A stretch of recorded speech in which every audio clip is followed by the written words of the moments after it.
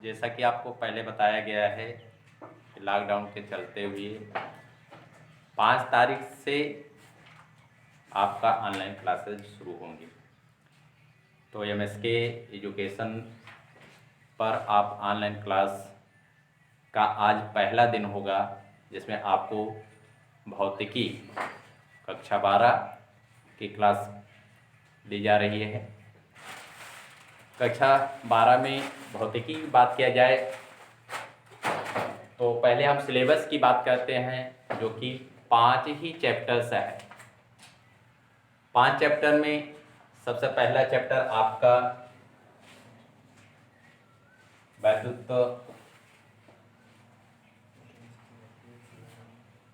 होता है। दूसरा चैप्टर की बातचीत किया जाए तो चुंबक है। तीसरे चैप्टर की बात किया जाए आधुनिक भौतिक।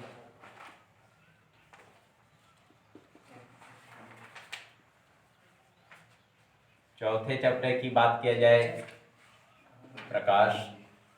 और पांचवा चैप्टर नाभिकीय भौतिकी।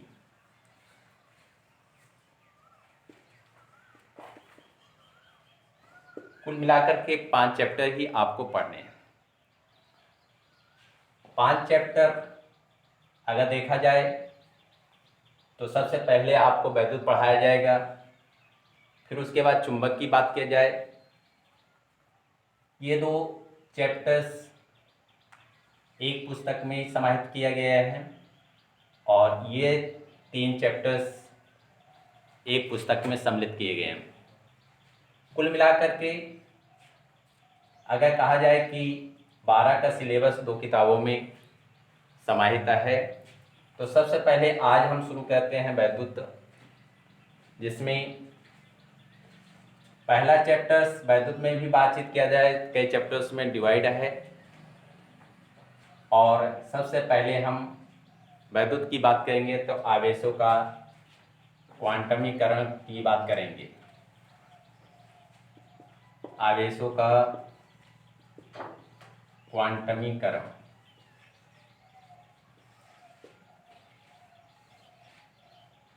आवेशों का क्वांटमीकरण यहां से शुरू कर रहे हैं। इसको पढ़ने से पहले आपको हम केमिस्ट्री के बारे में थोड़ा सा जानकारी देंगे। जैसे मूल कण की बात किया जाए तो मूल कण जो होते हैं 3 प्रकार के हैं, जिसको आपने पढ़ा है 11 में। इलेक्ट्रॉन, प्रोटॉन और न्यूट्रॉन। सही रूप से अगर इस चैप्टर की बात किया जाए तो सारा खेल किसका होता है? इलेक्ट्रॉन का होता है। इलेक्ट्रॉन के विषय में जानकारी सही तरीके से हमारे पास होनी चाहिए, क्योंकि आवेश मीन्स ही होता है विद्युत। आवेश को ही क्या कहा जाता है? वैद्युत कहा जाता है। अगर स्थिर आवेश है तो उसको हम वैद्युत कह देते हैं, और यदि आवेश गतिमान हो जाए तो उसको हम विद्युत कह देते हैं। तो आवेश की बात करना है तो इलेक्ट्रॉन पर जो आवेश होता है 1.6 × 10⁻⁻⁹ कूलाम। आवेश का मात्रक कूलाम होता है। अगर मात्रक किसी वैज्ञानिक के नाम पर पड़ता है तो उस मात्रा को प्रतीक रूप में कैपिटल लेटर से लिखा जाता है। इलेक्ट्रॉन का जो आवेश होता है 1.6 × 10⁻⁻⁹ कूलाम ऋण आवेश होता है। इसी प्रकार से अगर प्रोटॉन की बातचीत किया जाए तो प्रोटॉन का जो आवेश होता है 1.6 × 10⁻⁻⁹ कूलाम का धन आवेश है। तो प्रोटॉन पर प्लस 1.6 × 10⁻⁻⁹ कूलाम, और इलेक्ट्रॉन पर बातचीत किया जाए तो -1.6 × 10⁻⁻⁹ कूलाम का ऋण आवेश होता है।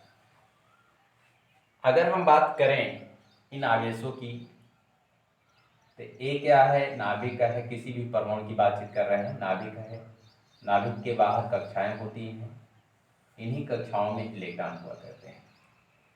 नाभिक में क्या होते हैं, प्रोटॉन और न्यूट्रॉन होते हैं। न्यूट्रॉन पर कोई आवेश तो होता नहीं है, कह लीजिए शून्य आवेश है। प्रोटॉन पर आवेश होता है, इलेक्ट्रॉन पर आवेश होता है। अगर पूरे परमाणु की बातचीत किया जाए तो डाल्टन ने कहा था कि उदासीन होता है। उदासीन होने का तात्पर्य यही होगा कि जितनी संख्या में प्रोटॉन होंगे नाभिक में, उतनी ही संख्या में कक्षाओं में इलेक्ट्रॉन होंगे।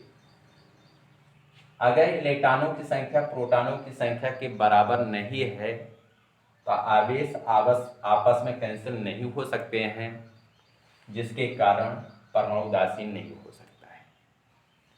अगर इस एक उदाहरण की सहायता से समझने का प्रयास करें, जैसे 7 नाइट्रोजन 14 है, इसको परमाणु क्रमांक कहा जाता है और इसको द्रव्यमान संख्या कहा जाता है।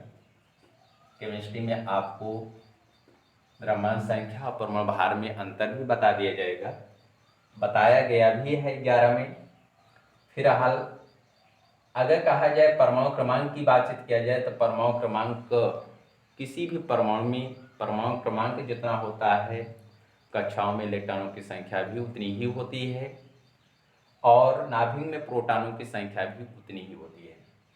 इस प्रकार से अगर बातचीत किया जाए, नाइट्रोजन का परमाणु क्रमांक 7 है तो नाभिक में प्रोटॉनों की संख्या भी कितनी होगी, 7 ही होगी और इलेक्ट्रॉनों की संख्या भी कितनी होगी, 7 होगी। इस प्रकार से अगर एक इलेक्ट्रॉन पर 1.6 × 10⁻⁻⁹ कूलाम का ऋण आवेश है, तो 7 इलेक्ट्रॉनों पर बातचीत किया जाए तो 7 × 1.6 × 10⁻⁻⁹ कूलाम का ऋण आवेश होगा। इसी प्रकार से प्रोटॉन की बात किया जाए तो एक प्रोटॉन पर प्लस 1.6 × 10⁻⁹ कूलाम का धनावेश है। तो 7 प्रोटॉन की बात किया जाए तो 7 से क्या हो जाएगा, गुणा हो जाएगा। इस प्रकार अगर बातचीत किया जाए तो प्लस माइनस इसको गुणा करोगे जो भी आएगा, उसी प्रकार से माइनस में आएगा तो क्या आएगा, प्लस में आएगा। अगर जोड़ोगे तो दोनों आपस में कैंसिल होकर के शून्य आ जाएगा। इस प्रकार से पूरा परमाणु क्या होता है, उदासीन होता है। अब बात तो समझिए कि अगर पूरा परमाणु उदासीन हो गया तो आवेशित कैसे होगा। तो आवेशित करने के लिए अगर हम इसी की बातचीत करें या सोडियम की बात करें, कोई एक उदाहरण लेकर के चलते हैं।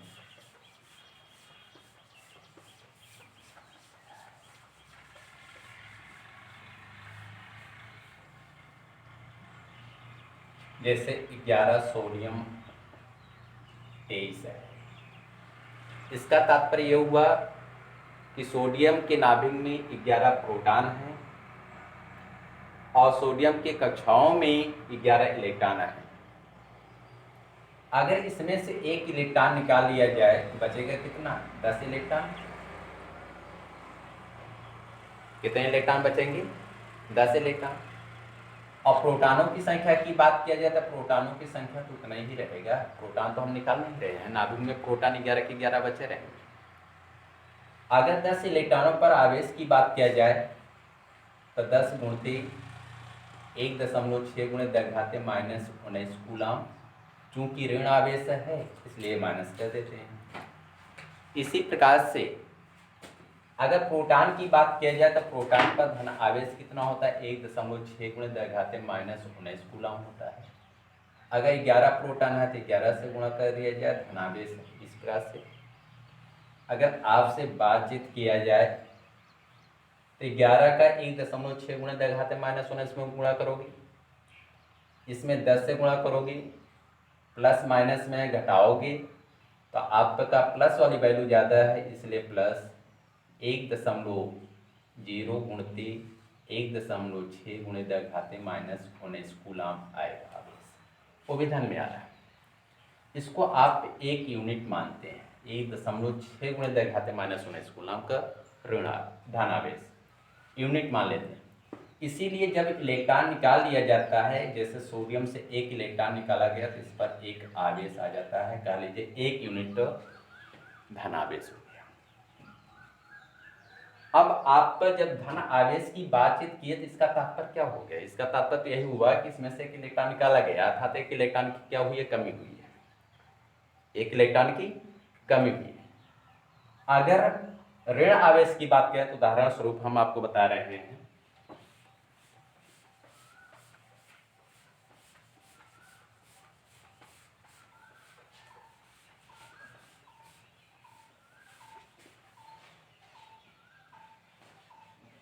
जैसे 17Cl35 की बात की जाए तो इसमें कितने इलेक्ट्रॉन हैं? 17 इलेक्ट्रॉन हैं। कितने प्रोटॉन हैं? 17 प्रोटॉन हैं। अगर एक इलेक्ट्रॉन इसमें सम्मिलित कर दिया जाए तब कितना हो जाएगा?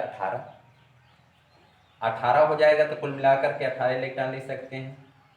एक इलेक्ट्रॉन पर आवेश कितना होता है? 1.6 × 10⁻⁻19 कूलम का ऋण आवेश होता है। तो 18 इलेक्ट्रॉन पर बातचीत किया जाए तो कितना हो जाएगा? 18 से गुणा कर देंगे माइनस। इसी प्रकार से अगर प्रोटॉन की बातचीत किया जाए तो एक प्रोटॉन पर आवेश कितना होता है? 1.6 × 10⁻⁻19 कूलम। 17 प्रोटॉनों पर कितना होगा? 17 से गुणा कर दीजिए। प्रोटॉन पर धन आवेश होता है, धन कर दीजिए।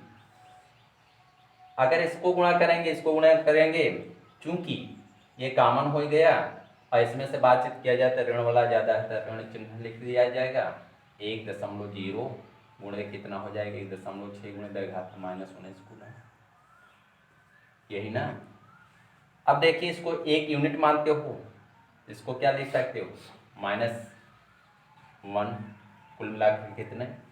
इसीलिए जब इलेक्ट्रॉन ग्रहण किया जाता है, जैसे क्लोरीन की बात किया जाए तो एक इलेक्ट्रॉन ज़्यादा किए हो, मीन्स ग्रहण कराए हो, इस पर 1 यूनिट ऋण आवेश हो गया। अब आपको पता चल रहा है कि जब माइनस आवेश होगा तब इलेक्ट्रॉन की क्या हो गई? अधिकता हो गई। 17 इलेक्ट्रॉन थे, एक इलेक्ट्रॉन बढ़ गया, 18 इलेक्ट्रॉन हो गया।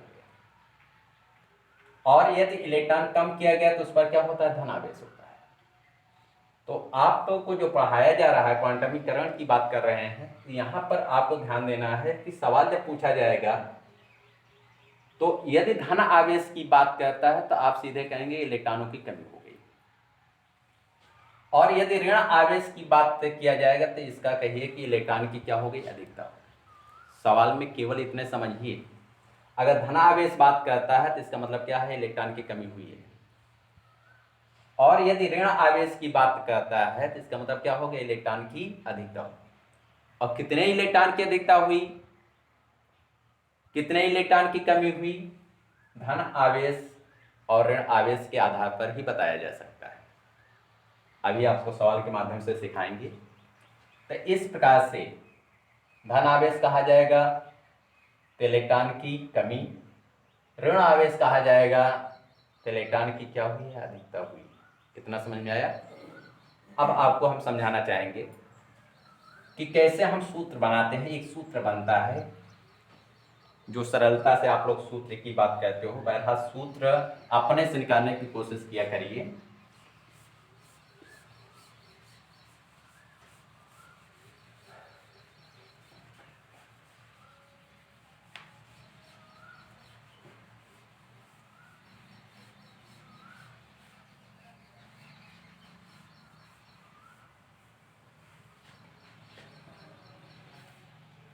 जैसे आपसे पूछा जाए कि एक इलेक्ट्रॉन पर कितना आवेश होता है, तो एक इलेक्ट्रॉन पर आवेश कितना है भैया? 1.6 × 10⁻⁻19 कूलम। एक इलेक्ट्रॉन। तो 2 पर कितना हो जाएगा? बोलिए, 2 से गुणा किया जाएगा ना। 2 × 1.6 × 10⁻⁻19 कूलम माइनस कूलम। अगर 3 इलेक्ट्रॉन पर बातचीत किया जाएगा तब कितना हो जाएगा? 3 से गुणा कर दीजिए, 1.6 × 10⁻⁻19 कूलम। तो 3 इलेक्ट्रॉन पर आवेश। अगर कहा जाए कि एक कण पर 3 इलेक्ट्रॉन की कमी है, तब आवेश कितना हुआ, कितने आवेश की कमी है, तो इसका तात्पर्य हुआ कि 3 से गुणा करके इलेक्ट्रॉनों की संख्या में हम आवेश निकालेंगे। तो इसको अगर इस तरीके से कहा जाए, आवेश हमें निकालना है, तो Q बराबर, ये क्या है, आवेश को Q शब्द से किया जाता है, ये क्या है, ये इलेक्ट्रॉनों की संख्या निकल रही है, जिसको हम N शब्द से कह सकते हैं, N गुणते, ये क्या है, इलेक्ट्रॉन का आवेश है, इलेक्ट्रॉन का आवेश मीन्स E। तो इस तरह से हमारा एक सूत्र बन जाता है Q बराबर NE। तो किसी कण पर आवेश ज्ञात करना हो तो Q बराबर क्या करना है, NE कर देना है। N क्या है, कणों की संख्या, कणों की संख्या, E क्या है, इलेक्ट्रॉन का आवेश,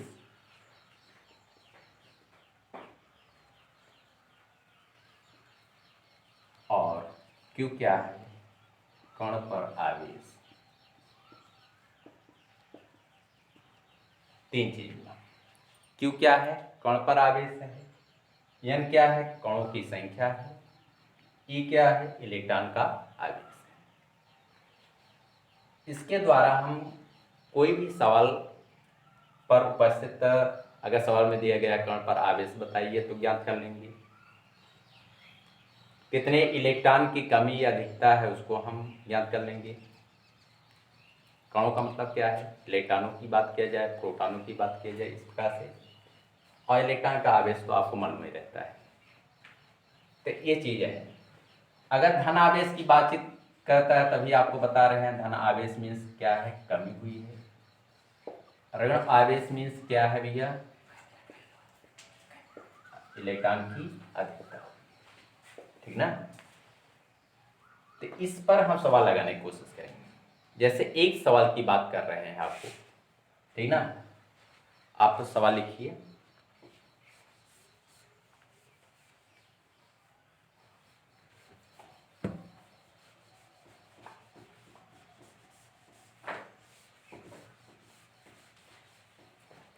जैसे एक चालक पर सवाल है आपका, एक चालक पर 2.4 गुणे 10 घाते -18 कूलाम, 18 कूलाम धनात्मक आवेश है, धनात्मक आवेश है। कह रहा है इस चालक पर, इस चालक पर कितने इलेक्ट्रॉन की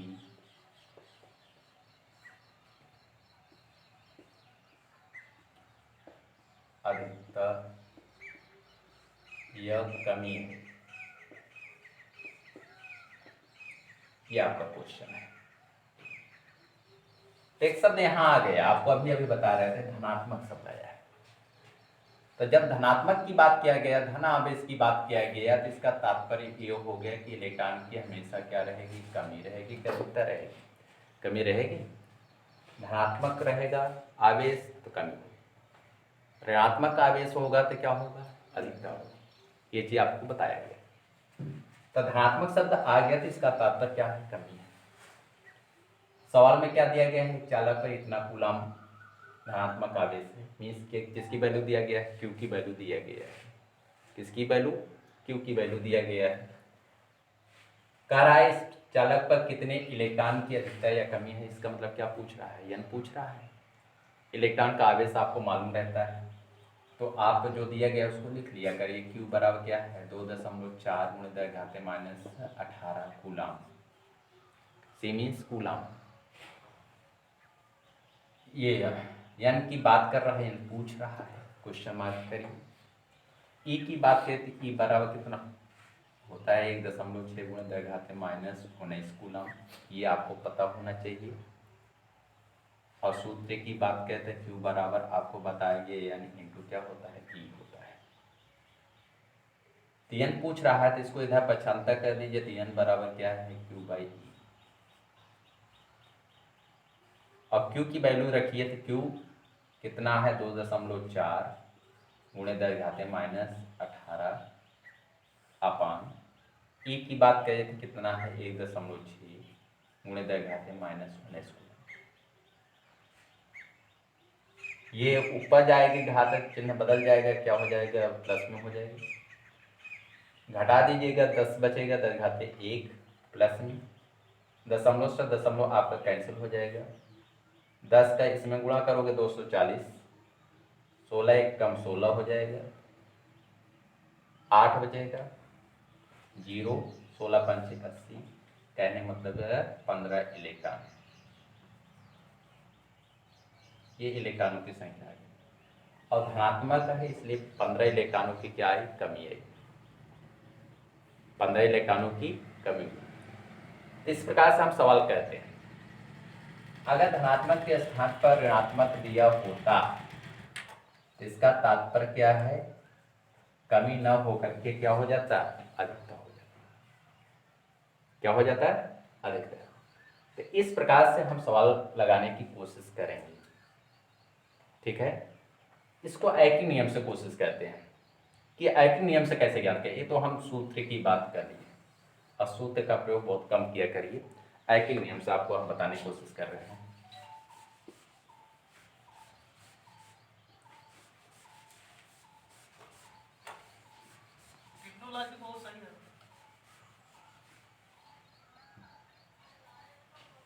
जैसे अगर कहा जाए एक इलेक्ट्रॉन पर कितना आवेश होता है 1.6 गुणे 10 घाते माइनस 19 गुना, तो आपका ऐसा लिख सकते हो ऐकिक नियम का प्रयोग करके 1.6 गुणे 10 घाते माइनस 19 कूलम आवेश होता है बराबर किस पर होता है बराबर 1 इलेक्ट्रॉन।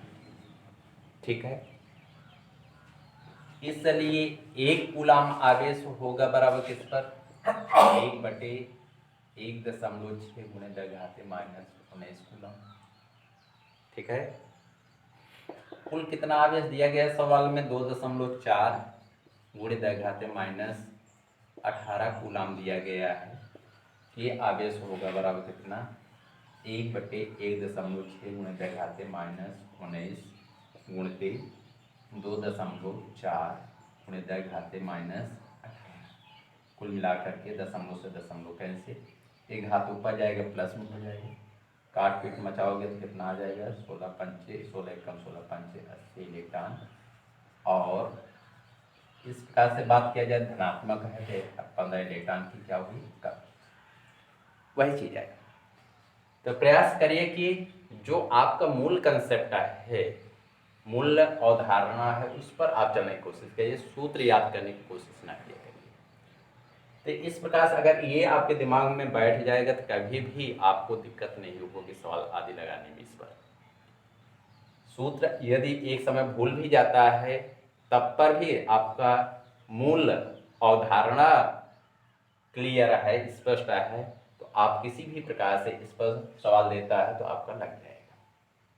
ठीक है, अगला सवाल आप लोग लिखिए।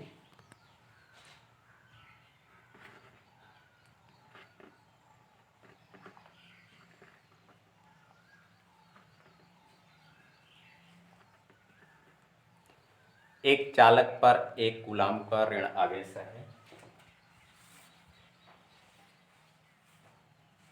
यहाँ अब धनात्मक के स्थान पर क्या हो गया है ऋण आवेश हो गया।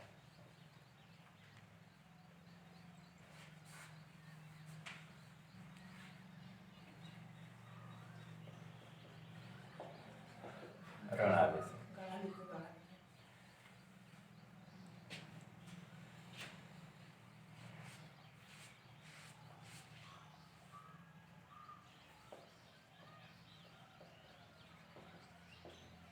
आवेश है। इस चालक पर कितने इलेक्ट्रॉन की अधिकता या कमी है। 1 कूलम्ब ऋण आवेश है। तो ऋण आवेश का तात्पर्य क्या हो गया? इलेक्ट्रॉन की अधिकता हो गया। क्या हो गया? इलेक्ट्रॉन की अधिकता। धनात्मक आवेश है तो कमी होगा, ऋणात्मक आवेश है तो निश्चित रूप से क्या होगा? अधिकता होगी। तो ऋणात्मक मीन्स क्या है?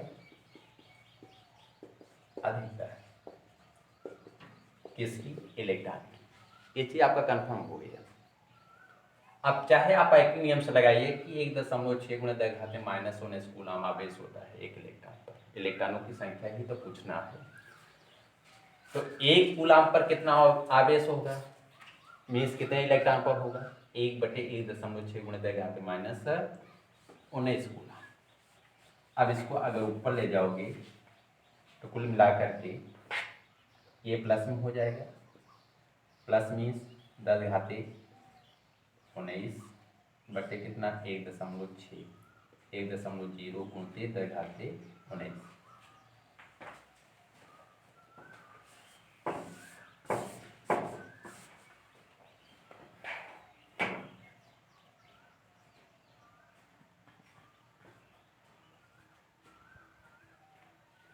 अब इसमें से अगर बातचीत किया जाए दशमलव से दशमलव उड़ा दीजिए। 10 एक जीरो इसमें से ले लीजिए। कुल मिला के कितना बचा? 10⁻18 ये बचा। बटे कितना हो गया? 16। भाग करो, कई बार जाएगा? 16 छक्का 96। ठीक है, कितना बचा? 4। दशमलव बढ़ाइए, 40 हो गया। 16 दूनी 32, 8 बचा। दशमलव है 16 पंची 80।